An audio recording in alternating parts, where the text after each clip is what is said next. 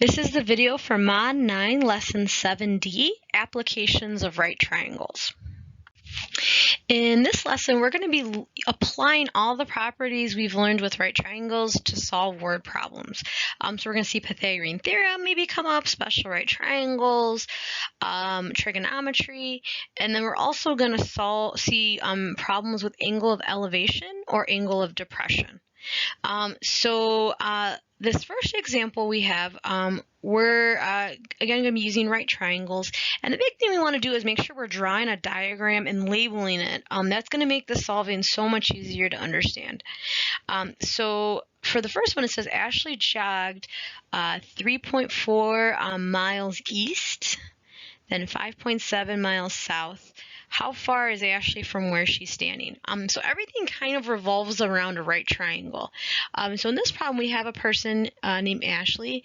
She's going 3.4 east. So I'm going to go ahead and label 3.4 miles east. And then she goes south. So we're going to assume that this directional change of going east to south is going to create a right angle, and this is 5.7 miles south. And in case you're wondering, again, we're looking at north, south, east, and west. Okay. The question then says, well, if she started here and she now is at a new point after she traveled east and south, how far away is she from where she's standing? So the distance from where she started to where she's standing is a straight distance, because the shortest distance between 2 points is a straight line. And now we're going to go ahead and try to see if we can solve. So we've learned lots of different methods. We've learned Pythagorean theorem. We've learned special right triangles. We've learned trig. So SOHCAHTOA. This is one where if we have two sides of a triangle, we can just do Pythagorean theorem, right? We're solving for that's a squared plus b squared equals c squared. I can name my legs A and B, and I'm solving for my c value or my x. So I have here 3.4 squared plus 5.7 squared equals x squared. When we go ahead and simplify that out, we get 11.56 plus 32.49. When we put that together, we're going to get 44.05. And then we're going to square root at the end. And so the distance is going to be 6.64 miles. So that's how far she traveled from where she started. And that would be our final answer. And notice that we have put labels in the diagram, but also labeled in our answer. So what is 6.64? It's 6.64 miles. For the next example, it says we have a kite has a string that's 400 feet long. If the string makes a 42-degree angle with the ground, what's the height of the kite? So we're thinking of the ground as always as a horizontal distance. A kite, and we don't know how tall the person is, but basically a kite, if you remember from when you were maybe a kid, has like a string and it gets like caught and it catches like the wind. So the string always goes at an angle because it's getting caught by the wind.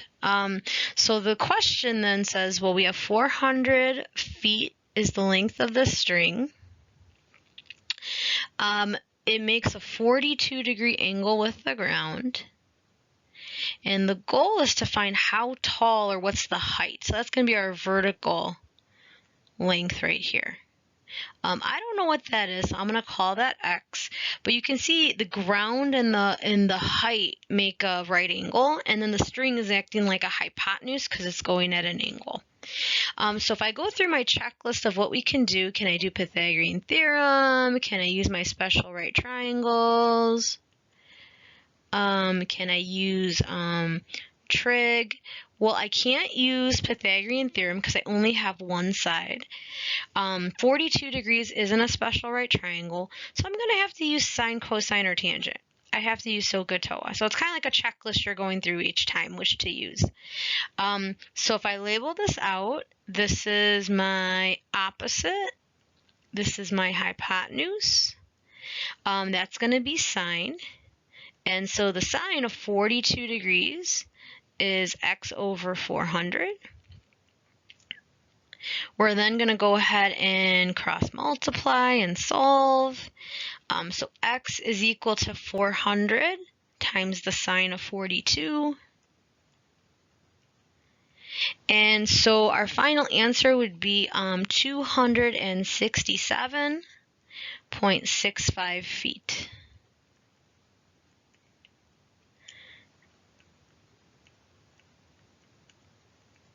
And that's how far off the ground the kite is.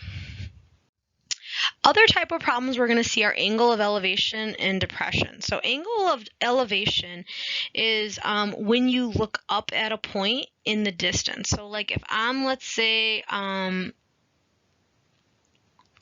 this is like a person right here. The way you pivot your head up to look up at something, like let's say I'm looking up at the Sears Tower or the top of the building or something, the way I pivot my head to look upwards at something is angle of elevation. So that's your line of sight and then how you pivot your head upwards to look at something. Angle of depression is when you look down at something. So if you're on, like, let's say a building and you're looking down at like some cars, or you're looking downward at a person and you're on a balcony. So they're treated very similarly. You're going to see these are alternate interior angles that you have. So if two people are looking at each other, they're actually looking at each other with the same angle. Just one's looking up, one's looking down. And so we're going to use that to create, when needed, we can create right triangles with that line of sight and how you're looking upwards or downwards at something. On this first example, we're going to be drawing a diagram and solving.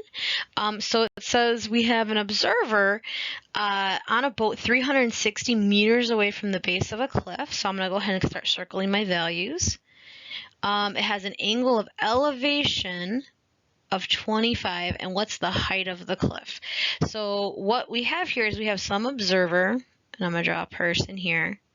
We're assuming that they're, if it's a boat, it's kind of on a straight line, and it's looking at there's a certain distance from a base of a cliff. Let's say this is the cliff. And they are 360 meters away. And then they're looking up at the top of the cliff. So we're looking up, I got like this dashed line right here. So that line of sight looking up at the top of the cliff, they tell us is 25 degrees. I can assume the cliff and the base make a right angle. And the goal of the problem is to find the height of the cliff. I don't know what that is, so I'm going to call that x. So really what these always boil down to is making some sort of right triangle. And you can see we have to use trigonometry. This isn't Pythagorean theorem we can use. There's no special right triangle here. So if we go ahead and think about SOHCAHTOA again, we would just set up a ratio and solve. The hardest part is always drawing the diagram and labeling. So that's the one you want to be real careful. Your right triangles look like a right triangle. You have your values, all the values from the problem. Notice I labeled in here. You don't have to draw the stick figure or anything like that, but you do need all your values and labels in there. So we have that this is my opposite. This is my adjacent to the angle. So I'm going to use tangent. So my tangent of 25 is x over 360, and then you're going to cross multiply and solve.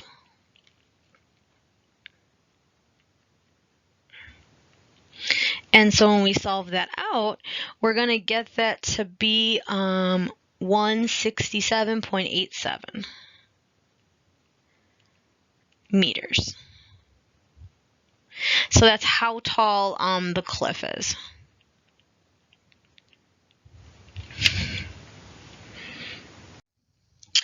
In this last example, it says from an airplane at an altitude or height of 1,200 meters, the angle of depression to a rock on the ground is 28 degrees, and find the distance. So we know we have the ground, and let's say we have some rock here. We have an airplane that has a vertical distance they're giving us. So I'm going to take all of these values and place them into our problem. So the plane is 1,200 meters. If the plane was going straight, it would be parallel to the ground. If it's looking down,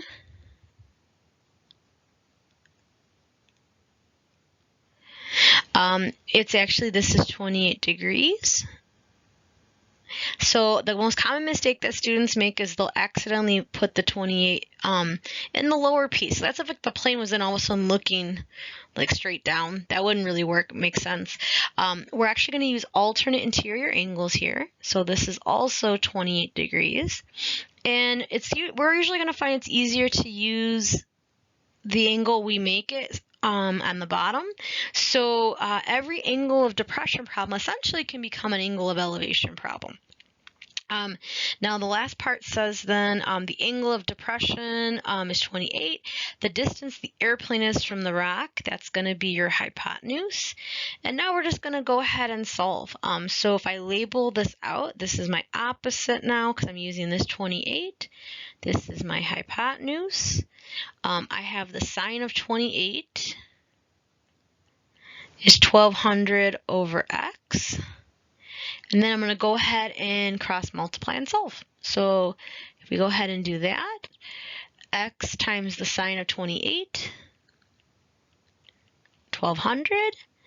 And then we're going to divide by the sine of 28.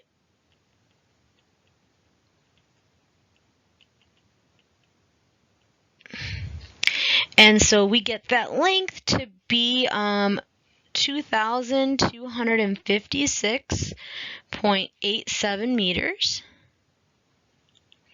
which makes sense because that's the hypotenuse, so that should be your biggest value. So that's going to be bigger than 1,200.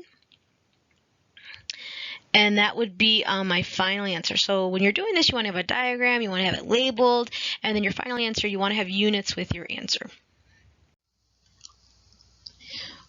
If you have questions, make sure you are trying the U-Try problems and then asking for help during class, signing up for T-Bolt time, or getting help in the center.